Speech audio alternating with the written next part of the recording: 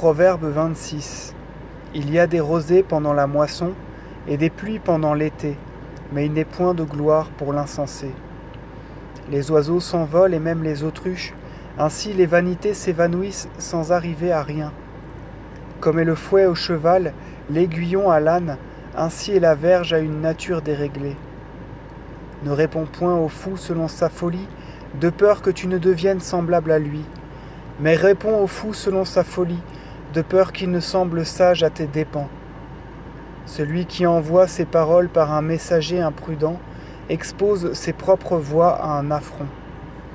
Interdit aux insensés l'usage de leurs jambes et empêche l'iniquité de sortir de leur bouche. Celui qui attache la pierre à sa fronde ressemble à celui qui glorifie un insensé.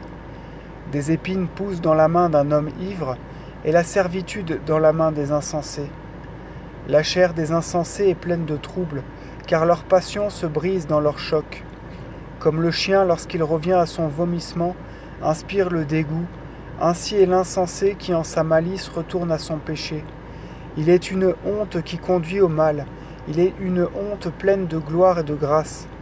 J'ai vu un homme qui lui-même s'estimait sage, cependant l'insensé a plus de confiance que lui.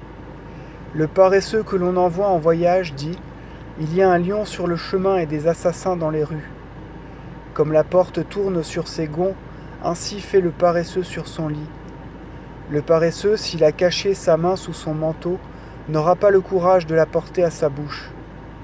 Le paresseux se croit plus sage que celui qui rapporte une dépêche et en reçoit un salaire abondant. Se mettre en avant pour la querelle d'autrui, c'est comme prendre un chien par la queue. On lance parmi les hommes des paroles comme des traits, celui qu'elles atteignent le premier succombe. C'est ce qui arrive à tous ceux qui dressent des embûches à leurs amis, et si l'on s'en aperçoit, ils disent « je l'ai fait en jouant ». Le feu s'active, s'il y a beaucoup de bois, où il n'y a point de contradicteurs, les querelles s'apaisent. Le charbon et le bois dans le foyer animent le feu, le médisant entretient le trouble des querelles. Les paroles du trompeur sont douces, mais elles blessent jusqu'au fond des entrailles. L'argent donné pour tromper ne vaut pas mieux qu'un coquillage. Des lèvres frivoles cachent un mauvais cœur. Un ennemi que l'on voit pleurer promet beaucoup des lèvres, mais en son cœur il trame quelque fraude.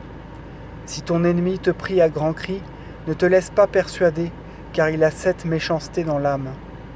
Celui qui dissimule sa haine cherche à tromper, mais il a beau cacher ses fautes, le monde le connaît bien.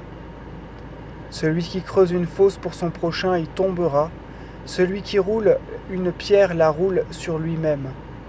Une langue trompeuse est la vérité, une bouche indiscrète est une cause de ruine.